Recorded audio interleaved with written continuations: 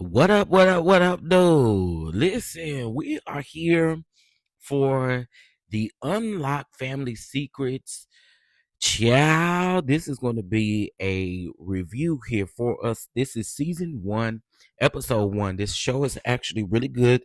It is a new show on network about family secrets. Now, this episode, the premiere episode, was actually a really, really good episode. And so we're going to dig into this particular episode about this gay pastor child. All right, let's go, y'all.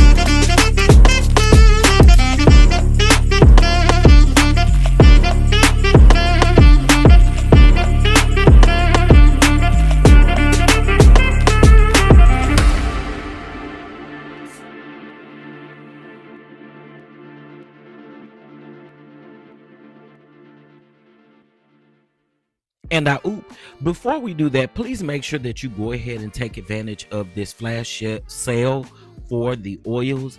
It is still 20% off of your order of $35 or more. All right. If you have not gotten your tickets to the tour, make sure you get your tickets.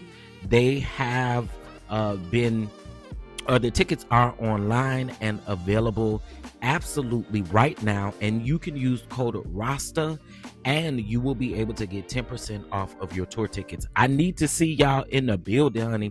We're gonna be cooking up some mess, having some good food, good laughs, maybe a tear or two, but we're gonna talk about all of the things that are going on, so make sure you're present. And last but not least, within the church announcements, TCDD Production is presenting the Cultural Table Virtual Summit that is happening October the 18th of 2025 from 10 a.m. to 3 p.m. I really need to see y'all in the building, connecting culture, creativity, and conversation. We're going to be talking about things from politics to rights, to all of the things, hot topics, black businesses, mental health, domestic violence, and so much more.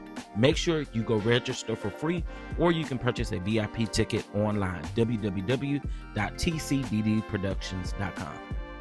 All right, y'all. So them was the announcement. So let's go ahead and get into this episode, honey. So we meet First Lady Lydia and Dennis. Okay, Lydia and Dennis had the dream. Lydia was an author, an activist, a mother of 3, and had 6 grandchildren. Now, Pastor Dennis and Lydia lived a great life. They had a big house, nice cars, all of the things, right? First Lady Lydia is from Macon, Georgia.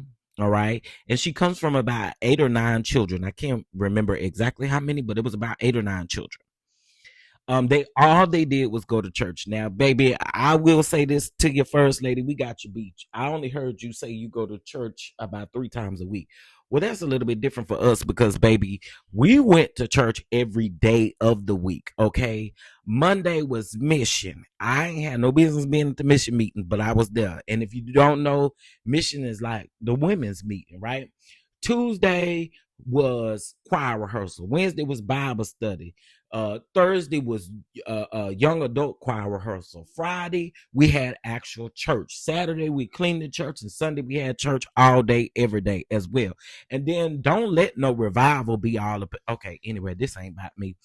So she says that the civil rights movement had just started when she was in Macon, Georgia, but the Jim Crow era was, there. She said that her mother was the disciplinarian within the family, which we're going to get to a little bit of piece of that on why I think that that's kind of crazy. Anyway, she moved to Birmingham. She said she had a serious boyfriend, and after she moved, he wrote a letter and said that he wasn't ready. So then she then met Dennis, and Dennis became her husband. after quite some time, she said she prayed about it. She didn't know if they was going, if they was gonna make it. All the women was down in the man's face because he dressed well. All right. Now, Dennis says that Lydia was not first lady material. She was loud and she dressed down a lot, and that she wasn't first lady material. Now, Lydia was making more money than Dennis was actually making. As you guys come in, can you guys please make sure you hit that like button? It is greatly appreciated. Please make sure you hit that like button. And also, too, I'm going to be dropping the link for you to go ahead and purchase your oils, your tour tickets, and register for the summit. Now, Dennis came over one day to cook, and he said that she really could cook. And that's when they pretty much started dating. He thought that it was early for them to be married. And so she said she prayed. She sat on her knees and she prayed and she prayed and she prayed. And when he came over, he didn't believe in premarital sex. However, they did to do that night. Okay, that night. Now, the way Lydia was talking about this man's sex, he must got a real nice, strong thing. I'm just saying, because all she did was talk about his sex. She said his sex was good. She said that several times within the episode. He ended up proposing to her, and they ended up getting married. And it looks like the church paid for the wedding.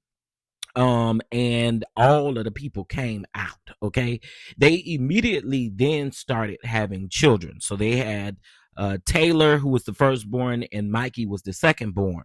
All right, and then Dennis got his first church. All right, so one night in 1983, they went to a church event, and she went to bed, and he didn't come home. Lydia said that she gets a call at 2:00 in the morning that the man had been arrested. Now, what was he arrested for? Child. Now, she had went down there to bail him out of jail. Okay, she bailed him out of jail. And it was the police that actually called her. It wasn't him that called her, because he thought that he was going to be able to get away without telling her what specifically happened. Well, it didn't work out that way. And so that's how that happened. And so she says that she went to go get him, and on the way home, he kept crying, and he didn't want to have a conversation.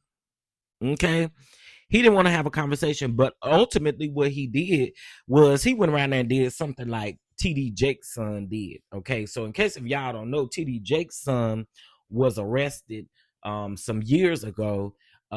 There's a park in Dallas called Keys Park. It's in South Dallas. Actually, it's down the street from me, not too far at all.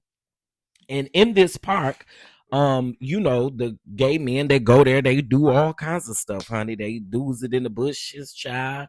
They do it in a car, alongside the street, honey. They'll do it that's just what they do.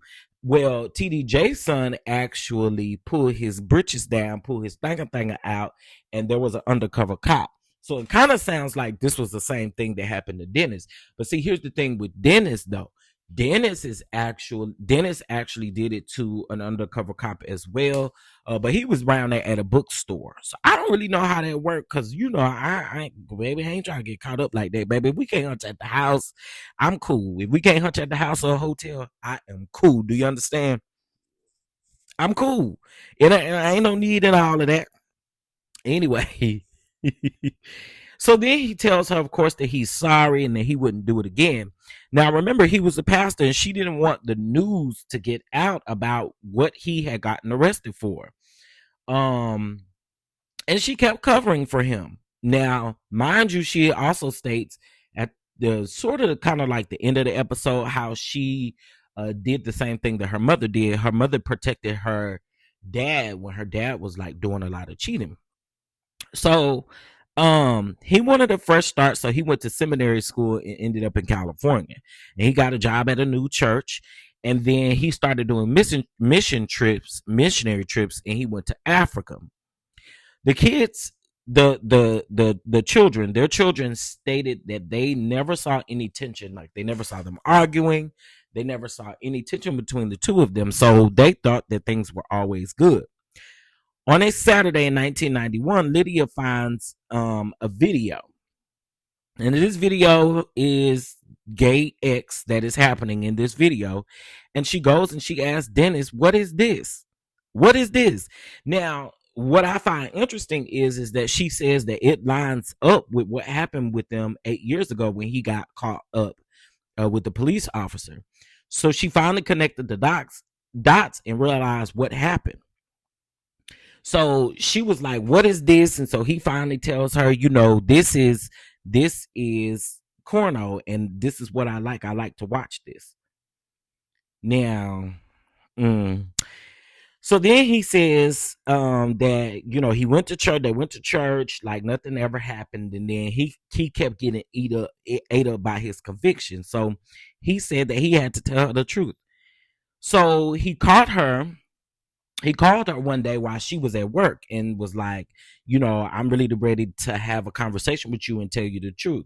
And so then he comes out as bisexual and stated that he had been doing this the entire marriage, where he has just been sleeping off. Now he kept saying, "Oh, it's just sex, it's just sex, it's just sex." Listen, when you got a boyfriend and you got a wife, you can't just be saying it's just sex, because again, people always assume that we as gay men or women, and I have to educate people on this, that all we do is carry diseases and different things like that. Now, you do risk taking a disease back to your wife, and you have to understand that. So, yeah. So again, he just kept chopping it up and saying that it was sex, but that he wants his family, and she believed him. She believed him. Hit that like button, y'all. I appreciate it. Hit that like button. If you like to bless the Cash App, you can too. $ Chef DonDon too. Now, again, he kept doing that, and she said she wasn't going to divorce him. And I think I know why she wasn't going to divorce him. She really wasn't going to divorce him because she didn't want a lot of people to be in their business. And because, again, she kept covering up for him. So I'm also assuming that she didn't want the people to talk about her real bad, because that's what they would do if that was the case. Let's keep going. So she then says that that he had a high sex drive and that they had, really good sex. Well, they end up going to see a therapist, and the therapist said, "Hey, let me just give you something to curb your sexual desires and stuff like that." She was like, "Nah, let me come get you, because we ain't finna do that, because we ain't never had no problem with sex." So she says that the therapist diagnosed her as being a workaholic and diagnosed him as being a sex addict. Lydia was a tad bit blind in the situation. She believed everything that he told her.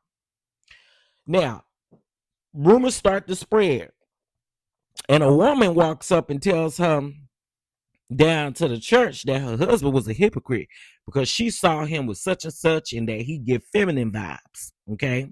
Now, y'all know when somebody say you get feminine vibes, that's another way of saying you giving me gay. Now, Dennis then says that someone walked up to him and said that they ain't never had no homosexuals in the church. Now, he said, of course, the musicians, the choir director, all of the people, some of the men in the choirs and stuff like that, he knew about them, but he then, says to her, "Oh, I didn't know anybody was gay in this church." I thought, oh, okay.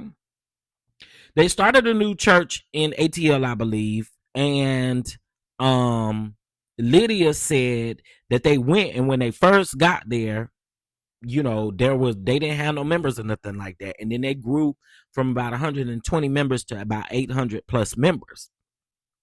He didn't come in late. I'm sorry. She then says that he used to come in late, or that he didn't come in at all. Now, listen, if you down there in Georgia, down around there in Atlanta, that is the mecca for gay black men. Okay, let's just keep it all the way 1,000 while you gonna find you a gay black man around there in Atlanta, and that's why he won't coming home and doing what he was doing. One day he told her that he had damn gonorrhea. Oh my God. See what I'm saying? She was broken. She couldn't seem to understand what it was. He then builds her a dream house, and I guess this was his way of being like, "Oh, I ain't gonna do it no more." It took 2 to 3 years to build the dream house.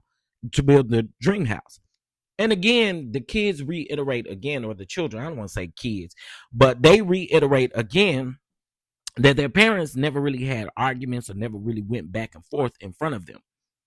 Now she said that she was afraid that someone would expose Dennis within the church because she was over the HIV ministry, or she was over the ministry down to the church. But Dennis wasn't the only one keeping a secret. Mikey comes home from school one day. He was a freshman in college. And on his birthday, he decides to come out as gay. She says that she was devastated. Now that ain't really nothing but the insecurity from her husband. She says that she was afraid again that someone would expose their family truth. Now his dad told him, "Don't be like me." Dennis told his son, Mikey, "Don't be like me." Lydia was over again the HIV ministry down to the church, and men and boys were dying of HIV. Um, he did reveal that he was 20 years old when he was diagnosed, or when he was positive for the virus. His brothers, what I liked about this, his brothers gave him mad support. I really appreciated that about them. His brothers gave him mad support, and I think that that was dope. And the reason why I say that is because a lot of times, you'll get people feeling like you gross and you disgusting. You came out as gay last year, and then now you're telling us that you are positive. Yeah, they don't. Families don't really like that. You know what I'm saying? I'm only speaking from experience. Now, I ain't got I ain't got none of them diseases and stuff. But I'm just saying, when you come out, sometimes your siblings look at you in a different type of light. I know it took two of my brothers to come around. Like, now I wish you would mess with me. You think they not gonna be on their way? That's how it is now. But back then, when I first came out, they wasn't here for that, because they was the typical ones that like the women and all the things. Anyway, um, so then after this, um, the kids didn't find out about their dad, Dennis. So people been telling them that he was being promiscuous, and that they seen him down to the park and stuff like that. And again, y'all know what happened down to the park. Now Dennis then says that he is now with a man named LeVar. Okay, they are pretty far distance in as far as age goes. All right. Dennis begged his wife to hire him as a teacher down to the child care center that she ran. Right. She then asked him the truth if they were together, and Dennis didn't deny it. Dennis told her, "Yeah, we are together." So in late 2025, 2005, I'm sorry, she decided to speak the truth and tell the boys what had happened. Lydia said that her mom did the same thing, protecting her dad. So she finally tells them, and the children are baffled and confused because, again, they presented this facade and they were able to cover this up for so long that this is just what went down. They separated, but they did not tell the church just yet. Then they moved in with each other, LeVar and Dennis. The sons hated LeVar. They did not like LeVar. Okay. In 2007, Lydia files for divorce, and again, he met the guy in 2005, so that was 2 years. The children say that she was broken. She was out of there, like she couldn't keep it together. And I could only imagine how that would break you, right? So then he says that he told the congregation that he was gay, that they stood up and told the congregation. He told LeVar to stand up like LeVar was the first lady and stuff like that. And, Lydia had to figure out new ways of life. She had to figure out how to do things all over again. That was new love life, new church, new life, period. Because he was the life that she was accustomed to. But then, at the end of the episode, they end up, all sitting at this table together and enjoying each other's company and all that kind of stuff. And so they just a big old happy family. I can tell y'all that doesn't happen all the time. If I had to rate this episode, I'm gonna give this episode a 10 across the board. And here's why I'm gonna give it a 10 across the board. Number one, I really think that they did an amazing job telling this story within the 40 minutes that they have. I always said the same thing about unsung or documentaries or just things that don't take you get to the story within the 43 minutes or whatever you have to get it. I think that was dope. On you, I have a really good show on your hands. Okay. But let me just go ahead and, first of all, again, please hit that like button. Okay. Make sure that you are subscribed and that you have all of your notifications turned on. Now, here's what I do want to say. So, I know of a situation that was kind of similar to this, right? Minus the son, but I do know a situation where um there was someone that had a wife, very active in the church, and I knew of some things that he was doing. But here's the thing: he was over the youth department, and I think that made the situation even worse because some of the youth started asking questions about him. Right? His wife would always cover for him. His wife would always cover for him until one day she actually caught him. She actually caught him in the bed with another minister down to the church. And check this out, the wives were good friends. And not only that, y'all, they lived right across the street from each other. I'm just telling you. I never will forget it. They lived right across the street from each other. Boy, when that hit the town, I come from a small town, y'all. So, everybody know everybody business and all of the things. I come from a small town, so everybody knew what had happened. Y'all, to this day, she did finally divorce him. She stuck it out for a long time. She found this probably happened, I want to say, in 2000 and maybe 15. They just got a divorce, from my understanding. They just got a divorce about 3 years ago. So that just tells me that he was continuing to still do it. I had no contact with either one of them, but that tells me right there that they're no longer doing what they were doing. So I think it's all crazy. I really do. I think it's crazy. And I think it's crazy when you do this and you are in the ministry, and it kind of makes people look at you a different type of way. But I really want to know what you guys thought about this episode. What did you guys think about this story? I think that this is good. I'm going to continue to keep giving you reviews on this show because I do like this show. But I do want you guys to drop down in the comment section and let me know what you think. All right. Now, make sure you get your tour tickets. Make sure that you get your oils, and also make sure you go ahead and register for the summit. You don't want to miss it. It's going to be great. Again, make sure you like, comment, share, and subscribe. And I will be sure to see you all in the next video. Peace.